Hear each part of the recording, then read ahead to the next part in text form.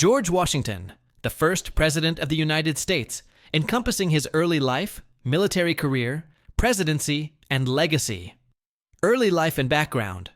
George Washington was born on February 22, 1732, in Westmoreland County, Virginia, to Augustine and Mary Ball Washington. His father was a prosperous planter, and the family belonged to the Virginia gentry. After Augustine's death in 1743, George inherited a small estate and 10 enslaved individuals.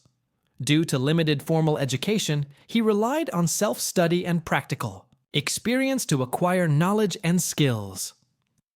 Surveying and early military career in 16, Washington began working as a surveyor, a profession that took him to the western frontiers of Virginia.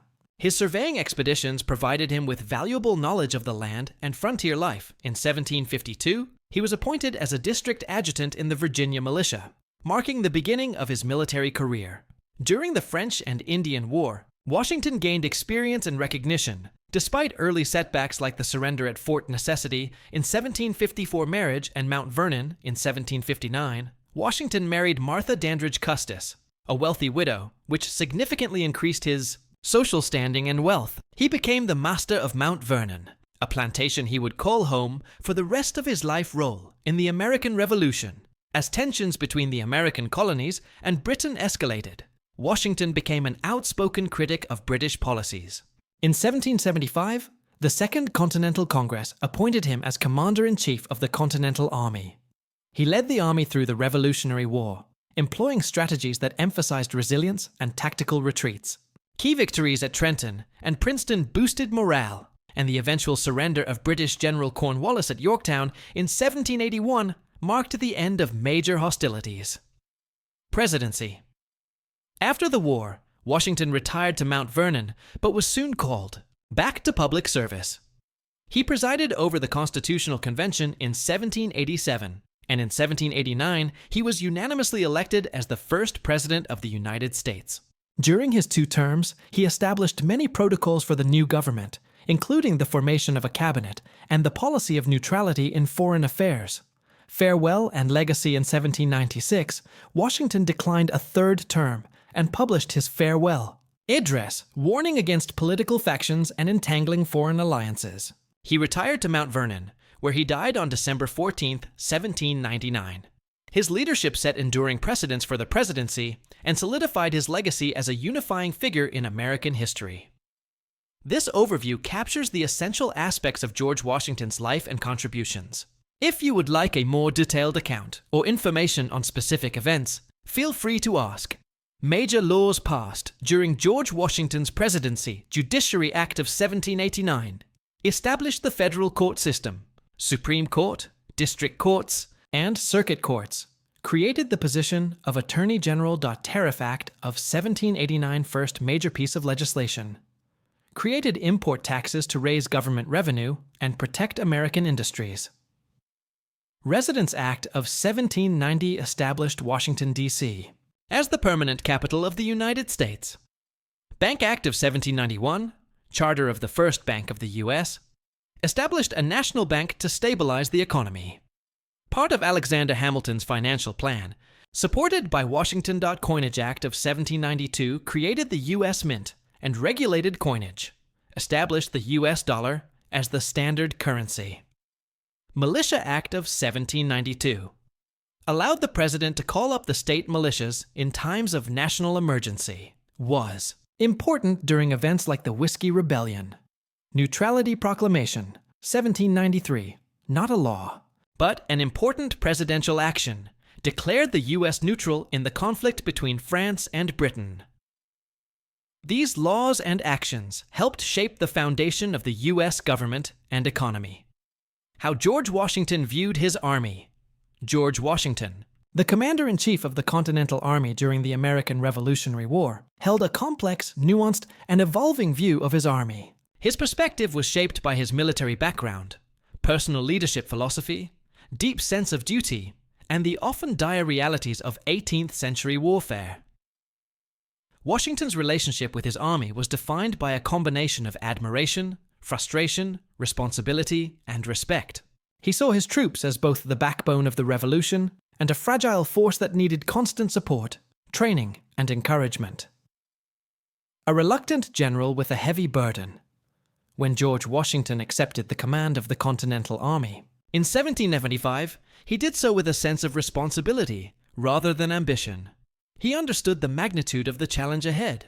He knew that his army was not a professional fighting force, but rather a group of volunteers, farmers, tradesmen, and ordinary citizens with little to no military training.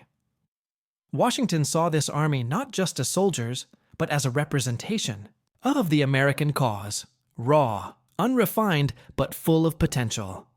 From the beginning, Washington viewed his role as not just a military commander, but also a mentor and father figure to the army. He believed it was his duty to mold these civilians into disciplined soldiers who could stand up to the highly trained British forces. Despite their shortcomings, Washington never underestimated the spirit and dedication of his men. Respect for patriotism and sacrifice. One of the core elements of Washington's view of his army was deep respect for their patriotism. He often marveled at how these men left their homes, families, and livelihoods to fight for the ideals of liberty and independence. To him, the army was not just a fighting force, it was a symbol of American resilience and determination. Washington was fully aware of the hardships his troops endured. They often suffered from hunger, lack of clothing, and inadequate shelter, especially during harsh winters like the one at Valley Forge. Many soldiers went months without pay, yet they continued to serve. Washington admired this endurance and often advocated fiercely to Congress and the states for better supplies and support for his men. He knew that without proper backing, even the bravest of armies could falter. Frustration with discipline and desertion. Despite his admiration, Washington also experienced great frustration with his army. He often complained about the lack of discipline, the high rate of desertion, and the short-term enlistments that made it difficult to plan long-term military strategies. He believed that these weaknesses stemmed from the structure of the Continental Army, which heavily relied on state militias with limited training and no centralized authority. Washington strongly pushed for a more professional standing army, similar to that of the British. He wanted longer enlistments, stricter discipline, and consistent training. He often wrote to Congress and other leaders urging for reforms, warning that the war could be lost without a stable and reliable force. At times, he was disheartened by the behavior of some troops, instances of cowardice, insubordination, or looting, but he rarely let this diminish his overall belief in their potential. Instead, he worked tirelessly to instill order and a sense of duty through personal example and through the appointment of competent officers. A leader by example, Washington's leadership style heavily influenced how he interacted with his army. He believed in leading by example and often placed himself in the same conditions as his troops. He shared their hardships, refused to live in comfort when they suffered, and frequently visited camps to boost morale. This personal connection helped Washington build a strong bond with his soldiers. They saw him not as a distant commander, but as one of them, a leader who truly cared. This mutual respect became a powerful motivator for the army, particularly in difficult times. His presence on the battlefield, such as during the crossing of the Delaware River and the Battle of Princeton, inspired his troops and demonstrated his commitment. Washington's belief in moral courage, patience, and perseverance helped solidify the loyalty of his army, even in moments when all seemed lost. The army as a political symbol. Washington also understood that his army was more than a military force. It was a political instrument. He viewed the Continental Army as a key player in shaping the future of the American Republic. How the army behaved, how it was treated, and how it operated reflected the values of the new nation being born. Washington was careful to ensure that the army did not overstep its role.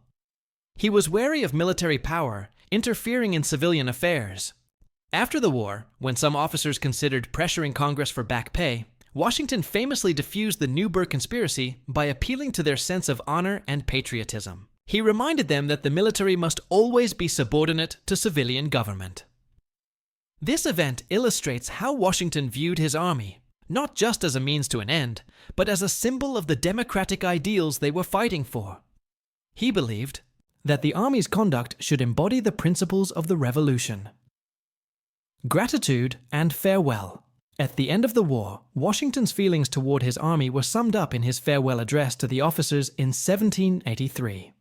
He expressed deep gratitude, admiration, and affection for the men who had served under him. He acknowledged their sacrifices, their courage, and their contribution to securing American independence.